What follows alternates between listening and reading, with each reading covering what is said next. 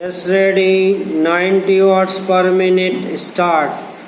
वाद में आवेदक ने यह अभिकथित किया है कि वह उक्त संपत्ति का 300 रुपये मासिक की दर से किराएदार है, जो अंग्रेजी कैलेंडर मास के अनुसार मनोज मुकेश को देय है और तारीख 25 जनवरी 2006 के एक करार के आधार पर श्री एस जलील विरोधी पक्षकार संख्या 6 का से 6 का हितकारी है। आवेदक ने वाद में यह अभिकथित किया है कि उसे प्रतिवादी संख्या 1, 2 और 3 द्वारा तारीख 26 सितंबर 2008 को वाद संपत्ति से उसकी सम्मति के बिना और विधि की सम्यक प्रक्रिया के बिना बेकब्जा किया गया है।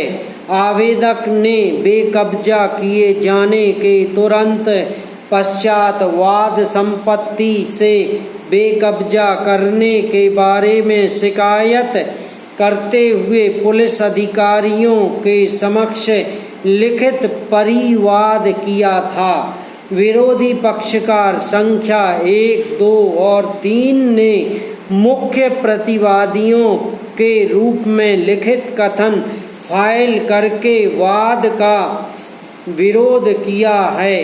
उक्त प्रतिवादियों ने अपने लिखित कथन में वादी के इस अभिकथन से प्रबल रूप से इनकार किया है कि उन्होंने तारीख 26 सितंबर 2008 को वाद संपत्ति से वादी को बलपूर्वक बेकब्जा किया था।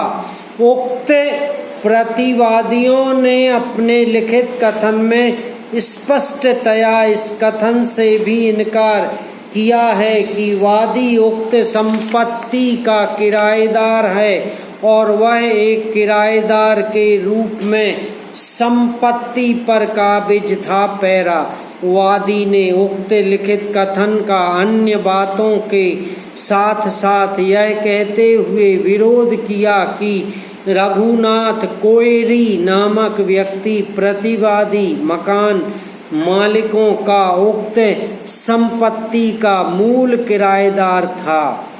उक्त रघुनाथ कोयरी की मृत्यु के पश्चात उक्त किराएदारी उसकी विधवा दुर्गा देवी को न्यायगत हो गई थी। प्रतिवादी संख्या 1, 2 और 3 उक्त रघुनाथ कोयरी और गौरी देवी के नातेदार होने के नाते वाद संपत्ति पर काबिज हो गए थे। वादी का वाद खारिज किए जाने पर वादी ने भारत के संविधान के अनुच्छेद 227 के अधीन वर्तमान पुनरीक्षण आवेदन फाइल किया। पैरा पक्षकारों के विद्वान अधिवक्ताओं को सुना गया और अभिलेख पर की सामग्री का परिशीलन किया गया।